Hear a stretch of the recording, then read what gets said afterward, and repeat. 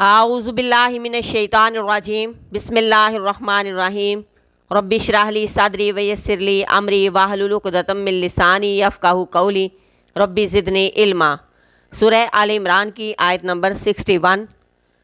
فمن تو جو کوئی حاجکا جھگڑا کرے آپ سے، فی ہی اس معاملے میں، من بعد اس کے، ما جو جاءکا آ گیا آپ کے پاس، من العلم علم میں سے، فقل تو کہہ دیجئے، تعالوا آؤ، ندعو ہم بلاتے ہیں، ابناءنا اپنے بیٹوں کو، و ابناءکم اور تمہارے بیٹوں کو، و نساءنا اور اپنی عورتوں کو، و نساءکم اور تمہاری عورتوں کو، و انفسنا اور ہم خود، و انفسکم اور تم خود، ثم پھر نبتہل ہم گڑ گڑا کر دعا کریں، فنجعل پھر ہم کریں، لعنت اللہ کی لعنت، علی الکاذبین جھوٹوں پر۔ آپ صلی اللہ علیہ وآلہ وسلم کے پاس یقینی اور حقیقی علم پہنچ گیا۔ علم پہنچنے کے بعد بھی اگر کوئی آپ سے جھگڑا کرے تو ان کو دعوت مباہلہ دو، ان سے کہیے کہ آؤ ہم بلائیں اپنے بیٹوں کو اور تم اپنے بیٹوں کو بلا لو، ہم اپنی عورتوں کو بلا لیتے ہیں اور تم اپنی عورتوں کو بلا لو، ہم خود بھی آ جاتے ہیں اور تم خود بھی آ جاؤ، پھر ہم مباہلہ کرتے ہیں، پھر ہم اس دعا کے آخر میں جھوٹوں پر لعنت کی دعا کریں۔ اس عمل کو مباہلہ کہتے ہیں۔ حقیقی علم جاننے کے بعد بھی، سچ پہچاننے کے بعد بھی اگر کوئی انا کا شکار ہو کر حق کو ماننے سے انکار ہی کرتا رہے تو پھر آخری مرحلہ مباہلے کا ہے۔ 10 ہجری میں 60 لوگوں پر مشتمل بنو نجران کا ایک وفد نجران کے علاقے سے مدینہ آیا، اور اس وفد میں ان کے سردار بھی شامل تھے۔ نجران کا علاقہ آپ صلی اللہ علیہ وآلہ وسلم کے زمانے میں عیسائیوں کا بہت بڑا مرکز تھا۔ ان کا وفد آپ صلی اللہ علیہ وآلہ وسلم کے پاس آیا۔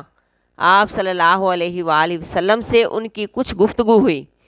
آپ صلی اللہ علیہ وآلہ وسلم نے ارشاد فرمایا کہ کیا تم نہیں جانتے تمہارا رب حی لا یموت ہے اور عیسیٰ علیہ السلام پر موت طاری ہوگی؟ نجرانی کہنے لگے، ہاں ہم تسلیم کرتے ہیں۔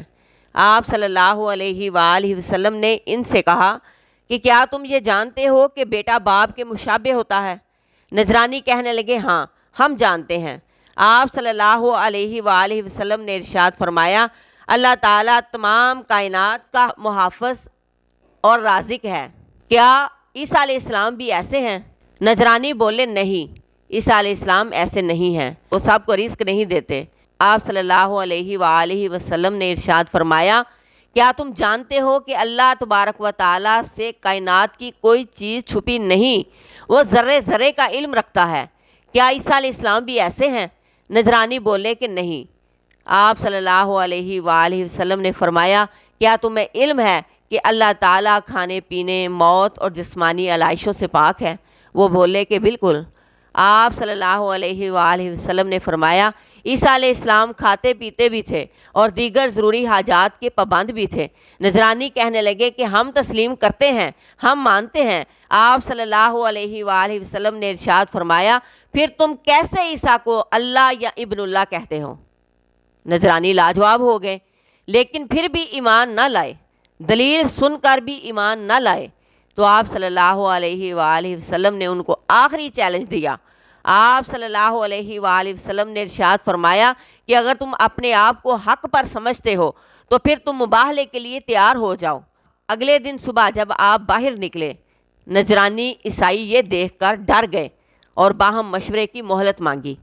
علیحدہ مشورہ کرتے ہوئے ان کے ایک عیسائی عالم نے کہا کہ کیا تم جانتے ہو کہ اللہ نے بنی اسماعیل میں ایک پیغمبر بھیجنے کا وعدہ کر رکھا ہے، بعید نہیں کہ یہ وہی پیغمبر ہو۔ پھر ایک پیغمبر سے مباہلہ کرنے کا نتیجہ یہی نکل سکتا ہے کہ تمہارے چھوٹے اور بڑے سب ہلاک ہو جائیں اور نسلوں تک اس کا اثر باقی رہے۔ اس لیے بہتر یہی ہے کہ ہم ان سے صلح کر کے اپنی اپنی بستیوں کی طرف روانہ ہو جائیں۔ اس طرح وہ ایمان نہ لائے اور جیسے آئے تھے ویسے ہی چلے گئے۔